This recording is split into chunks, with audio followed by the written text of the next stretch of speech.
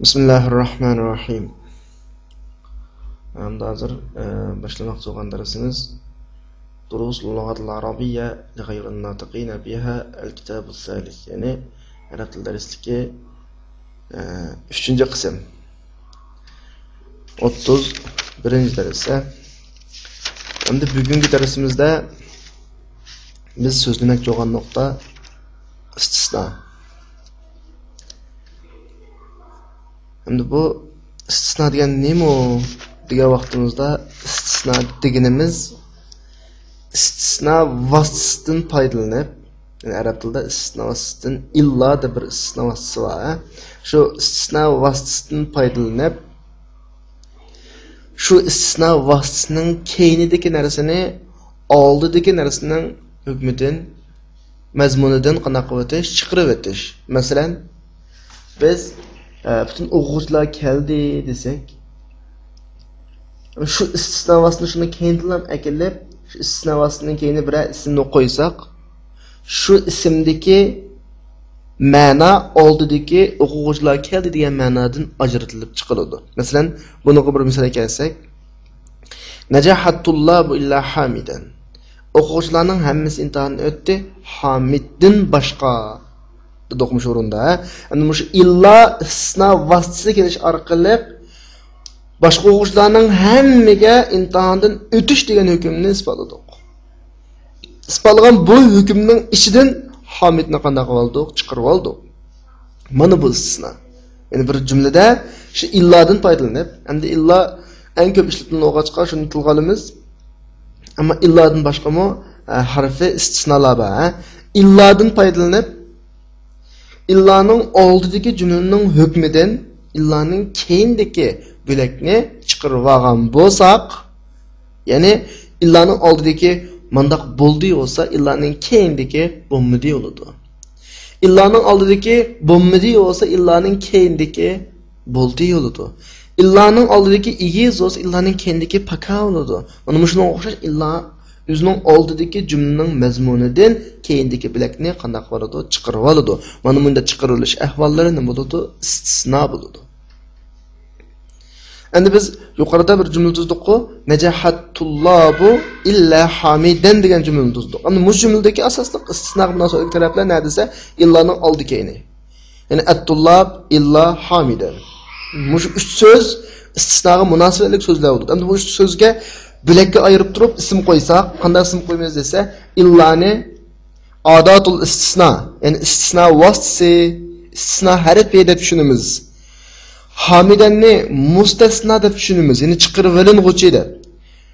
Tullab deganni mustasna minhu, yani onun içinden çıkırıp verilguchi deb düşünümüz. Ayrım isim koyaylı ya. Mesela bayatanki najahattullabu illa hamidandaki najahattullab mustasna minhu illa istisno vositasi hamidan nima bo'ladi? Mustasno bo'ladi. Demak, istisnoning qancha dona asosiy taraf bo'ladi? 3 dona. Birisi istisno vositasi, ya'ni birisi mustasno, ya'ni birisi mustasnoi minhu. Endi arab tilida biz yuqorida istisno vositasiga illani misol qildik emasmi? Bu illadan boshqa nurg'un istisno vositalar bor. Masalan, ularning birisi illa, ikincisi g'ayri bilan siva, üçüncüsü mahala, maada qatorliqlar. Endi bunun içindeki illa deganimiz harf kitaba. Bunun söz turkumini ayırırsak, illa harf kitaba.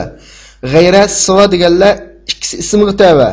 Mahala, maada deganlar bu ikkisi til kitaba. Ammo jumla tarjima qilgan vaqtda qanday tarjima qilamiz desa, illa mu ko'pincha vaqtlarda din boshqa, emas, biroq, lekin, nila degan ma'nolarda tarjima qilinadi.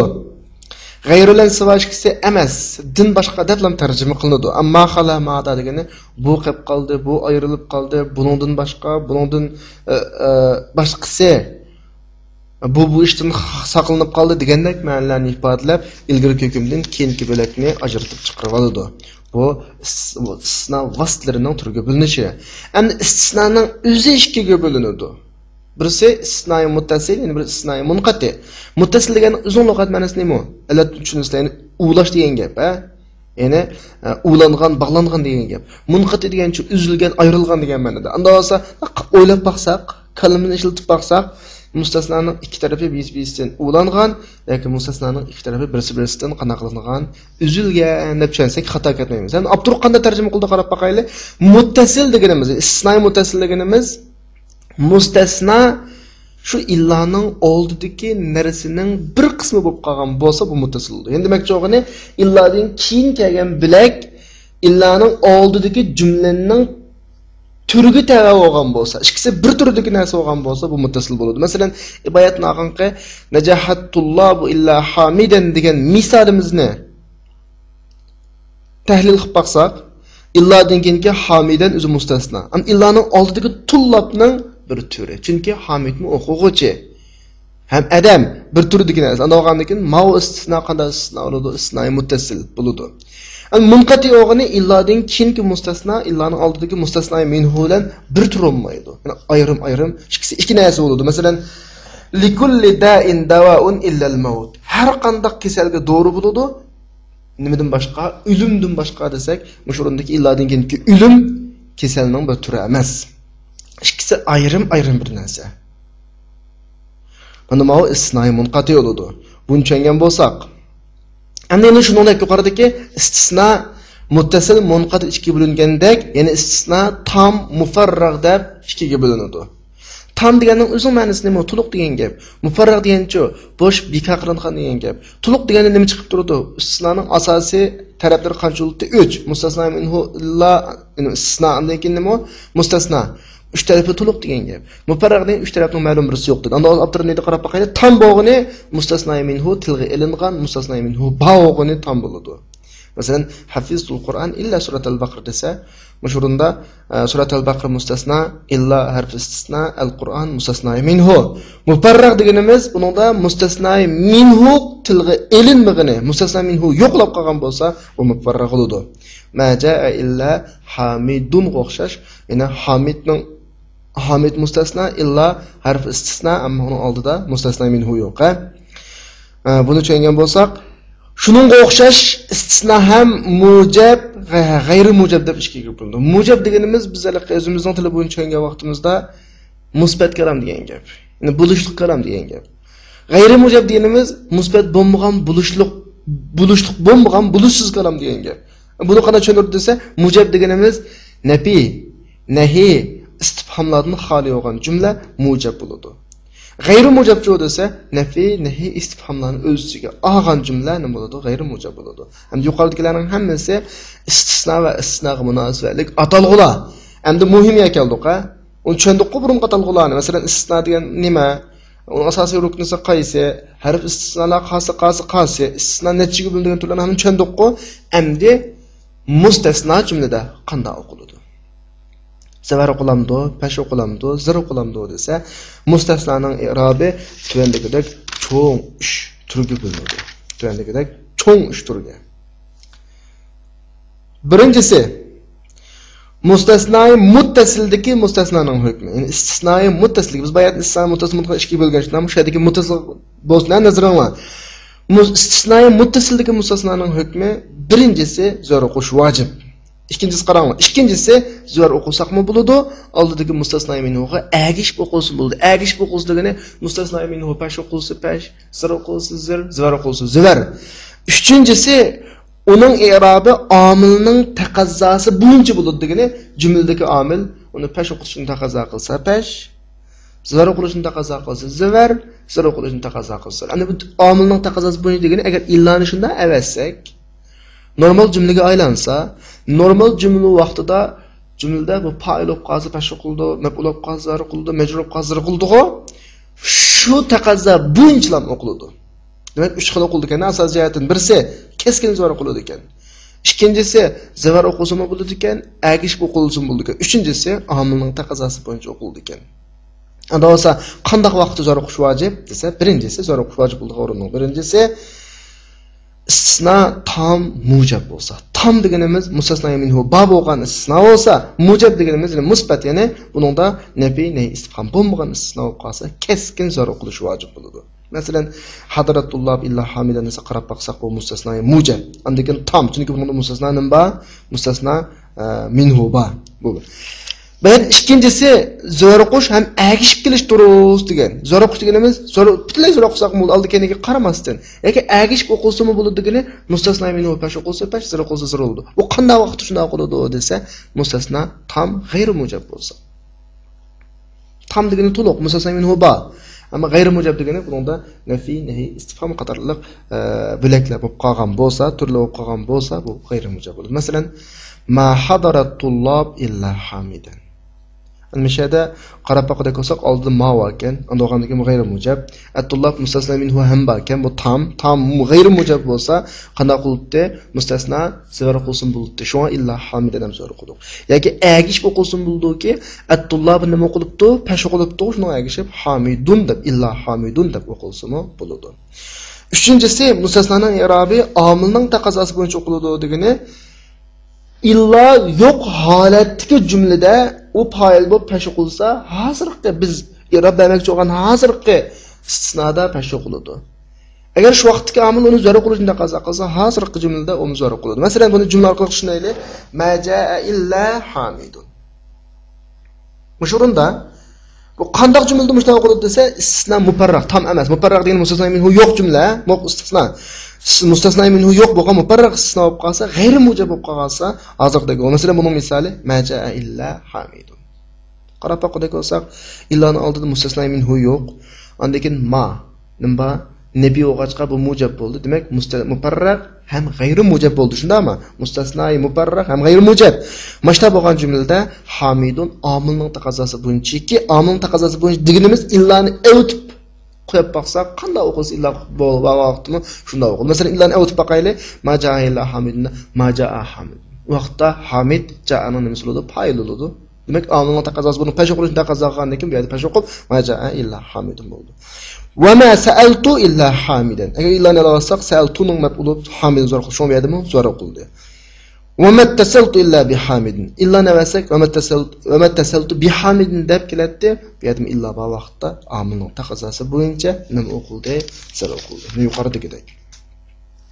Bu mustasna muttasilniki, ya'ni istisnoi muttasildagi mustasnaning hukmi. Bu shu tugida. Endi biz baya istisno ikkiga bo'lindi. Muttasil munqati deb degan. Muttasil bo'lsa yuqoridagidek 3 xil bo'ldi shundami? Endi munqati bo'lib qolsa desa, munqatining hamma ahvollari umumiy o'ziga zo'r qiladi. Har qanday holatda munqati, istisnoi munqati zo'r qilaveradi. Masalan, ma hadaratullob ila al-mudarris. Hadaratullob ila al-mudarris, ma hadaratullob ila al-mudarris har qanday shaklda o'quvchilar keldi, faqat o'qituvchilar kamil desa, o'qituvchilar o'quvchi bir turib emas. Shunga bu istisnoi munqati bo'ladi. Mayli bu mujab bo'lsin, g'ayri mujab bo'lsin, tam bo'lsin, mubarraq bo'lsin, har qanday holatda nima qildi? Zo'r qiladi. Bu bir. Undan keyin biz yana g'ayra va siva qatorliqlarni istisnoning qatoridan deb tushungan. Shundaymi? Unda bo'lsa g'ayr bilan siva bilan g'ayra va siva kelgan mustasnoning hukmi qanday bo'ladi? Yuqoridagi so'zlaganlarimizning asosan 99% ning hammasi illa bilan bo'lgan mustasno.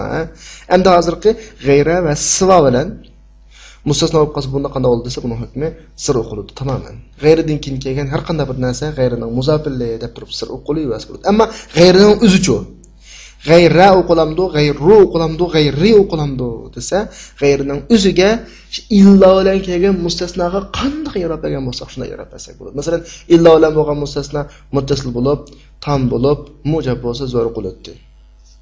G'ayri mujab bo'lib qolgan bo'lsa, bu zo'r o'qishmi durust, agishmi durust deyil. Agar mustasnoi muparraq bo'lib qolib, g'ayri mujab bo'lgan bo'lsa, omil taqozosiga qildi. Del ashunda illaning o'rniga g'ayri qo'ysak, illa bu vaqtdagi mustasno qanday qilgan bo'lsa, g'ayrini o'zimi shunday qiladi. Masalan, ja'atullab g'ayra hamidin desa, hamidning zo'r qilishi aniq-ku. Endi bu jumla mustasnoi muttasil, mujab, undan keyin tam bo'ladi. Illadan keyin kelgan mustasno zo'r qilish kerak to'g'ri, bu yerda g'ayrining o'zi shuning o'rnida zo'r qildi. Maja'atullab g'ayra hamidin desa, bu mustasnoi tam, ammo g'ayri mujab bo'lgancha bu vaqtda ikki xil o'qilsa durustda illa kelsa, illa hamidin deb ikki xil o'qish nima? G'ayrini dal shunga o'xshash g'ayra hamidin, g'ayru hamidin deb o'qisa bo'ldi. Birisi zo'r qilishmi durust, endi birisi tullab agish o'qilsa bo'ldi.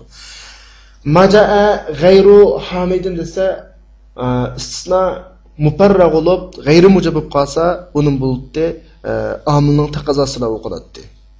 Unda o'ganda illa bilan kelgan vaqtda illa hamidun o'qiladi. Masaltu illa hamidan o'qiladi. Shu illani o'rnida g'ayri qo'ysak, majaa g'ayru hamidin, masaltu g'ayra hamidin. Shu illadin kinki mustasnaning i'robi berilgan i'rob, bu yerda nimaga berildi? G'ayriga berildi. Bu tushunch bo'ldi bu deyman. Andan keyin birisi qoldi, ma xala bilan ma'ada orqali mustasno bo'lgan bo'lakninki hukmi qanday bo'lsa, bularning hukmi sevar bo'ladi. Boshqa lahida o'zgarish yo'q. Masalan, ja'atullab ma xala hamidan sak bo'ldi, ma hamidan deb qaysi zor o'qisak bo'laveradi. Andan keyin bugungi darsdagi istisnodan boshqa yana bir grammatika nuqta, endi diqqat qilishlik nuqta ala. Ala tushunib olsaqdan bo'ldi, bu istiftah, ya'ni boshlash va ogohlantirish harfi. Jumlalarning beshidan ala innahum humus sufaha, ala innaha awliya Allohi la xawfun alayhim va lahum yahzanun deganga o'xshash. Diqqat, ogoh bo'linglar degandek xabarning muhimligini ifoda etgan jumla. Buning grammatikaga alohida ta'sir yo'q. Jumlaning bo'ligiga mazmun jihatidan boshqa taraflardan ta'sir ketmaydi. Unda bo'lsa, men tekstni, darsningki dialog tekstini sizlarga o'qib, andan keyin tarjima qilib, tahlil qilib beray. الدرس الهادي والثلاثون. ما نتيجة الاختبار الشهري يا أستاذ؟ نجح الطلاب كلهم إلا واحدا. أخشى أن أكون إياه. نعم، أنت ذاك. كيف رصدت وقد أجبت عن الأسئلة كلها إلا الأول؟ الأول هو المهم وله 30 درجة. يا إخوان اجتهدوا اجتهادا، فقد اقترب الامتحان النهائي ولم يبق إلا شهر واحد أو أقل. كم درسا ندرس للامتحان؟ ندرس الكتاب كله إلا الدرسين الأخيرين إن شاء الله. يسجل الغياب. من غائب اليوم؟ ما غاب اليوم إلا حامد. أين دفتري يا أستاذ؟ هو معي، سأعطيكه غدا إن شاء الله. لقد صححت الدفاتر كلها إلا إياه. في الحصة السابقة شرحت لكم الدرس إلا جملا منه. إذا أردتم أعيد شرحه قبل أن أشرح الجمل التي لم تشرح بعد. لا حاجة إلى إعادة شرحه يا أستاذ، فقد فهمناه. أرجو أن تعيد شرحه يا أستاذ، فلم يفهمه أحد إلا إبراهيم. إذن نعيد قراءة الأمثلة الواردة في الدرس. اقرأ الآيات يا زهير بعد الاستعاذة. وإذ قلنا للملائكة اسجدوا لآدم فسجدوا إلا إبليس أبى واستكبر وكان من الكافرين. فشربوا منه إلا قليلا منهم ما فعلوه إلا قليل منهم. فهل يهلك إلا القوم الفاسقون. اقرأ الحديث يا علي عن عمرو بن الحارث قال: ما ترك رسول الله صلى الله عليه وسلم دينارا ولا درهما ولا عبدا ولا أمة إلا بغلته البيضاء التي كان يركبها وسلاحه وأرضا جعلها لابن السبيل صدقة. رواه البخاري. اقرأ البيت يا إبراهيم: ألا كل شيء ما خلا الله باطل وكل نعيم لا محالة زائل. يدخل المراقب.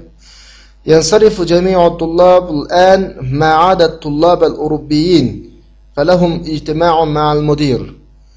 كيف كان حفل الشاي أمس؟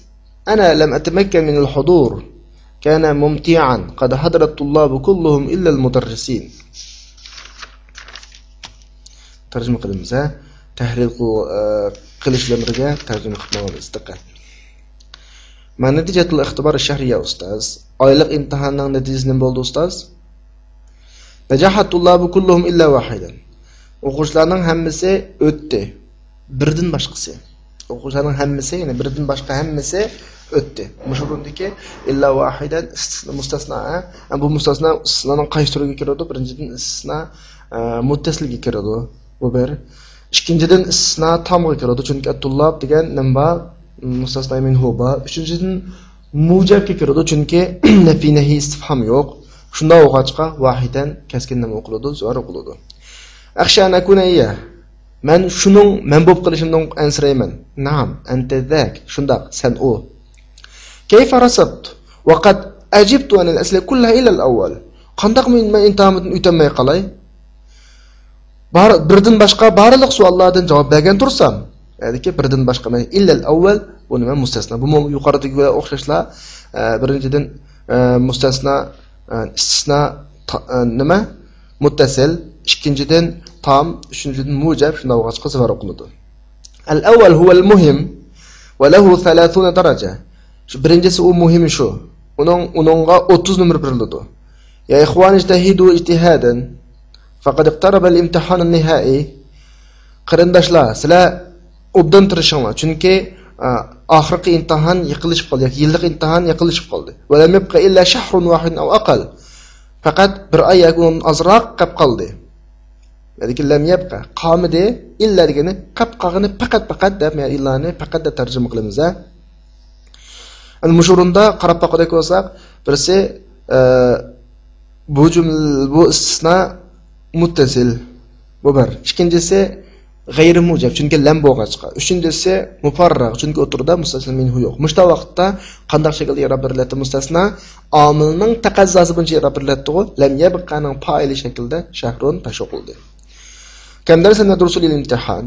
Imtihonga qancha dars o'qiymiz? Nadrusul kitaba kullahu illa ad-darsayn al-akhirayn inshaalloh.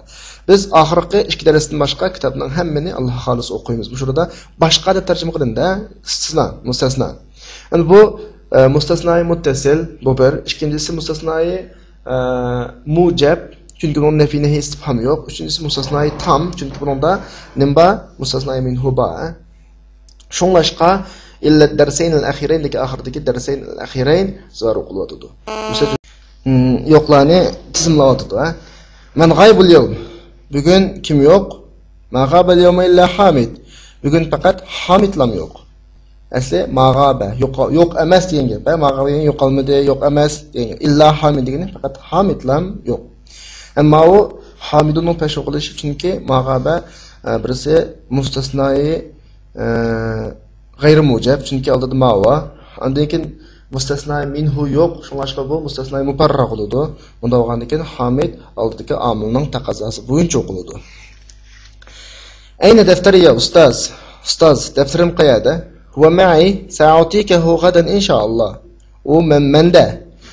Uni ata sana Alloh xolisa biraman. Laqad sahhahtu ad-dafatira kullaha iya.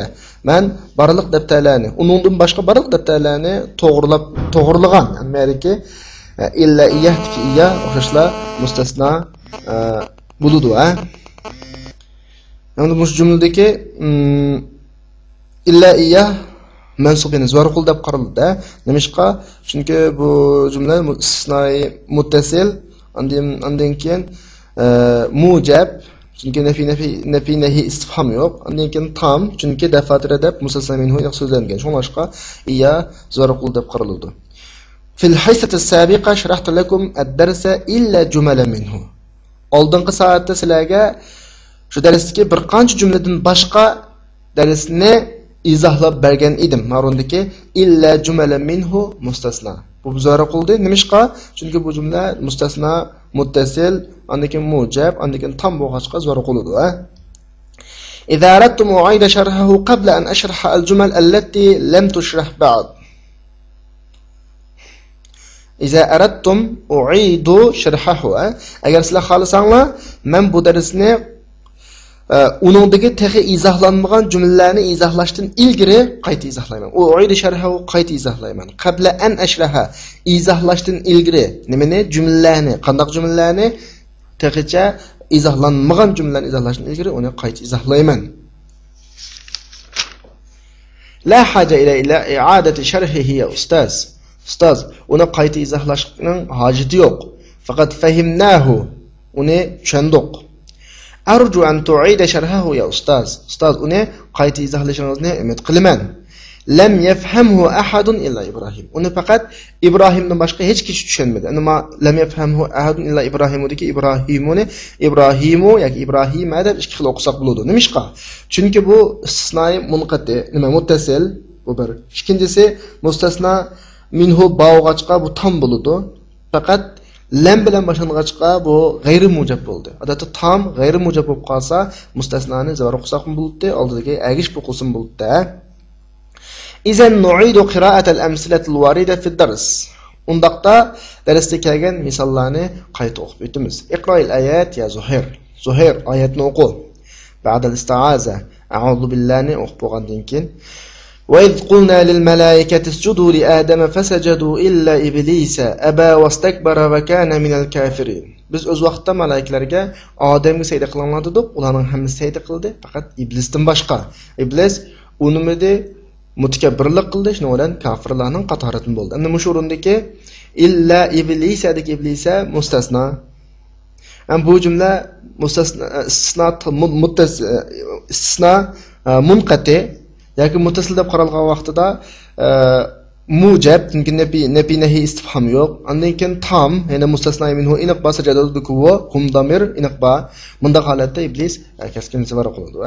Fasharibu minhu illa qalilan minhum. Va o'standin Talutning qo'shinlarining ko'p sonliq ishdi, hammasi ishdi, faqat ularning oz bir qismidan boshqa. Ya'ni qalilan illardan kelgan mustasno bo'ladi. Buning zora qilishi yana o'xshash. Bu mustasnoy muttasil, istisnoy muttasil. Undan keyin tam, undan keyin mujab bo'lg'achqa zora qiladi. Ma fa'aluhu illa qalilun minhum. Yuqoridagi oyatlarga o'xshash, ammo mavqilunda pasha qilishi, chunki bu mustasnoy istisnoy muttasil. Ondan keyin g'ayr mujab amma tam g'ayr mujab bo'lib qolsa zo'r qo'shin bo'ladi. Oldidagi agishib fa'aluhu deki u fa'il o'g'achqa qalilun deb shunga agashga asosda pasha qilsa bo'ladi. Fa hal yuhlaku illa al-qawmul fasiqun. Faqat fasiq ne halaq qilindigini faqat fasiq qavmlar halaq qilindi. Ya'ni hal la manista la yuhlaku ila al-qawmul fasiqun. Ya'ni bu istifhom bo'lg'achqa bu jumla qanday jumla bo'ldi? G'ayri mujab jumla bo'ldi. Undan keyin mustasno minhu so'zlanmadi, anaqangi muparra g'ayri mujab bo'lib qolsa qanday o'qiladi? Omilning taqozosiga o'qiladi. Omilning taqozosiga illan avassak jumlada qanday o'qilsa shunda o'qilgan holda omilning taqozosi bilan o'qilgan bo'ldi. Illan avassak qavm yuhlakuning fa'ili bo'lib qoladi. Demak, omilning taqozosi bo'yicha o'qish to'g'ri gap qilsa qavm nima qilish kerak ekan? Pasha qilish kerak ekan, ha? اقرأ الحديث يا علي حديث نوقو أن عمرو بن الحارث قال ما ترك رسول الله صلى الله عليه وسلم دينارا ولا درهما ولا عبدا ولا أمة إلا بغلته البيضاء التي كان يركبها وسلاحه وأرضا جعلها لابن السبيل صدقة. Amr ibn al-Haris radhiyallohu anhu dan oyat qilinib deydi, payg'ambar alayhisolatu vasallam hech qanday dinar va yoki tanga va yoki qo'l va yoki dakni qolib qo'ymadi, faqat qolib qo'ygani o'zining minadigan oq xechiri va quroli va musofirlarga sadaqat qilgan zaminlam qolib qo'y. Ammo shu o'rinda baghlatahu mustasna, birinchi mustasna, salahahu ikkinchi mustasna, Ardan üçüncü mustasna. Bu ularning at bilan ifodalanishi bizga nisbatan noma'lum bo'lsa, faqat nima uchun zor qiladi desa, birinchidan bu jumla ma'volan boshlangancha g'ayri mujab. Ondan keyin dinaran, dirhaman, abdan, amatan bo'lgancha bu nima? Tam g'ayri mujab bo'lib qolsa, zor o'qilsin bo'ldi, oldiga agishib o'qilsin bo'ldi. Mayli qanday shaklda o'qilsin, agishib o'qilsin ular ham zor, ham agashmasdan o'z oldiga zor o'qilsin ham zor. Shuningcha bag'latda zor o'qiladi, ha. Iqroil bayta ya Ibrohim baytni o'qi. Ala kulli shay'in ma khalallohu batilun va kullu na'imin la mahalata za'ilu. Diqqat. Ala biz bayatni tushundirgandek ogohlantirish harfi, ha. Allohdan boshqa har narsa batildir. Har qanday ne'mat shaksiz yo'q edi. Ana shu o'rinda ma halalloh deb ma haladin keyin kelgan Alloh degan lafzul jalala mustasno bo'lib nima qildi? Zor qildi. Muraqib kiryotdi. Hozir Yevropalik o'quvchilardan boshqa hamma o'quvchilar qaytdi. Chunki ularga mudir bilan yig'in bor edi. Ana shu o'rinda ma adadin keyin kelgan at-tullabul urubin nima qiladi? Zor qiladi. Kayfa kana habdu shayam? Tunuganki chay yig'ilish murosimi qanday qildi? Ana lam atamakka min al-hudur. Men kelamagandim. Kana mumti'an. Bekungulli qildi. Qad hadarat tullab kulluhum ila al-mudarrisin. O'quvchilarning hammasi keldi, faqat o'qituvchilardan boshqa. Mushadagi mudarrisin mustasnay munqati yo'qachqa boshqa tarafdan surishib o'tmaylam zo'r o'qilivasi bo'ladi, ha. Darsga grammatiklik nuqtalarni va jumlaning tekst dialogining tekstdagi tarjima tahlildan tushungan bo'lsangmi, mushada oxirlashib bo'ladi, ha. Va oxiru da'wana alhamdulillahi robbil alamin.